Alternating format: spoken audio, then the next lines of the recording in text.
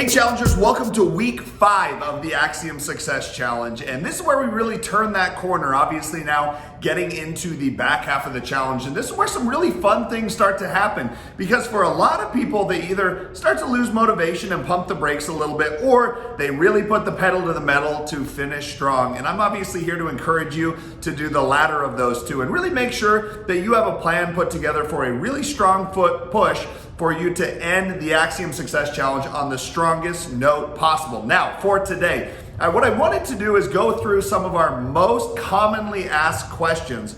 So we get a lot of questions as fitness professionals on how to see the best success over the course of the Axiom Success Challenge. And there's a lot of really good questions.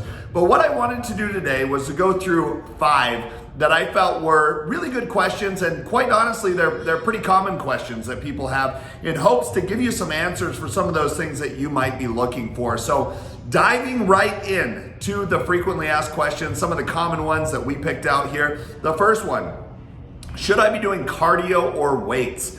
So if I just have enough time to maybe do cardio or maybe do weights and I have to pick one, what should I pick? Now, it's a really, really good question. Ideally, we find a way to incorporate cardiovascular training and weight training into our routine on a fairly consistent basis. But if you had to pick just one, I'm gonna go with weight training. And the reason why I'm gonna say weight training is because we get a prolonged benefit after weight training. So we see an increased metabolism for up to 36 hours after we finish a strength training routine. And the reason why is because that muscle really breaks down and the body uses energy to repair those microscopic tears in the muscle, which causes more calorie burn. So cardio may feel like you're burning more calories. However, you really only burn more calories during the session. We do not see as long of a prolonged calorie burn after cardio, so weights is gonna take it for me.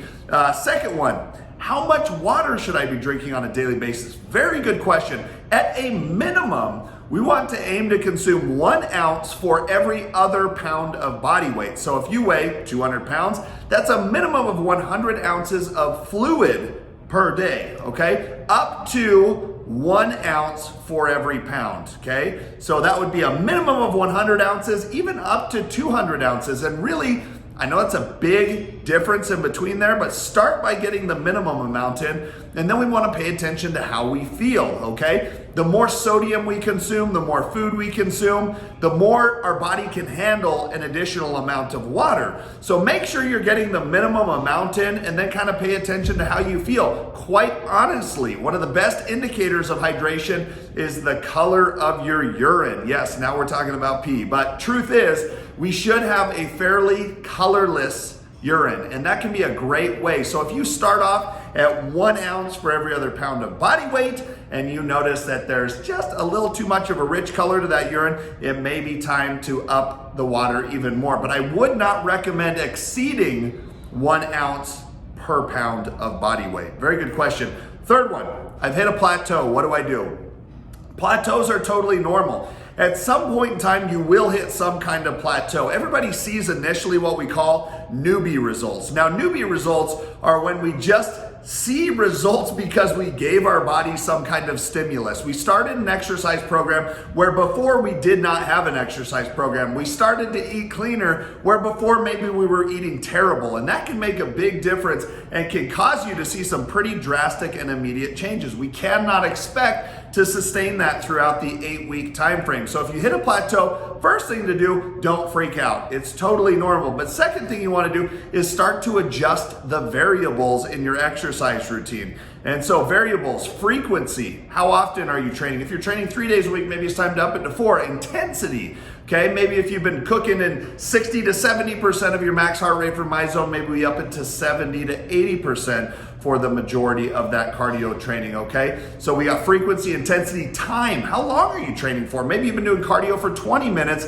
Now it's time to up it to 25, maybe even 30 minutes. And then type. Type is very important as well. So if you've been coming in and doing the same exercises over and over again, let's change the type of exercise that you're doing. If you're always getting on the elliptical, maybe try the stair climber. If you always come in and do a chest press with dumbbells, maybe try cables instead. So the type of exercise can make a big difference in providing a different stimulus so your body can continue to see the kind of results that you want. Next, what kind of supplements are good for the final push at the end of the challenge? Great question.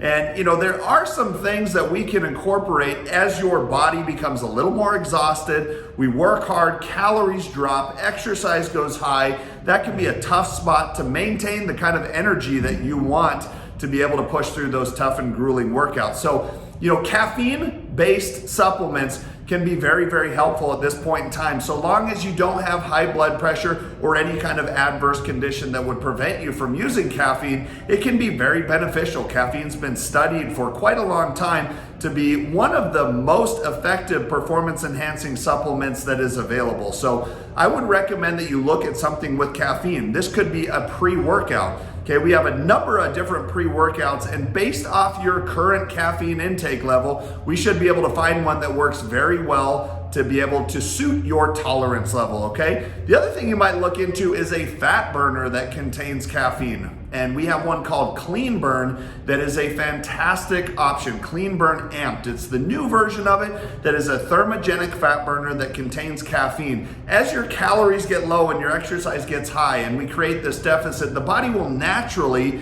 become tired because we're trying to downregulate metabolism. Our bodies were built for survival, keep that in mind. So as you do that, we have to provide maybe even a different stimulant to be able to add a little extra energy where needed. And doing this in a short period of time is totally fine. We will build a tolerance to that caffeine, but we shouldn't see that before we get done with the challenge. And the final question for today, is fasting helpful? So a lot of questions about intermittent fasting, which is very popular right now. And it's one of the things that's talked about a lot when it comes to nutrition. And here's the thing with fasting. I'm not opposed to somebody doing fasting if they want to and it works well for them. Okay, the reason why fasting works though is because you shorten your window of time that you are eating, which is going to mean that you're likely going to eat less food. And that's why fasting works. There's really no benefit to fasting from a fat loss standpoint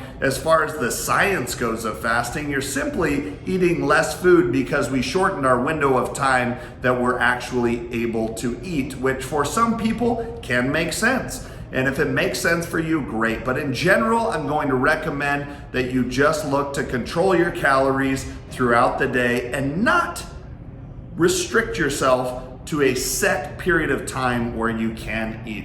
We want you to have the freedom to eat when you want to eat, when it makes sense for you to eat, and not feel like you have to eat at a certain time or like you cannot eat at another time. But again, for some people, it works for them and it makes a lot of sense. And if you're one of those people, go for it. But in general, let's just try to control our calories and understand that there's nothing magic about intermittent fasting, okay? So those were some great questions. I wanted to go through hopefully one of those or multiple questions that were answered today, can relate to you in some way, shape, or form and give you a little extra guidance as it comes to the end of the challenge and this final push here. So let's have a strong week. Attend those boot camps, wear your MyZone, earn those MEPs. And as always, if you have questions, please let me or one of our fitness professionals know. We would be happy to help you. We'll see you guys next week.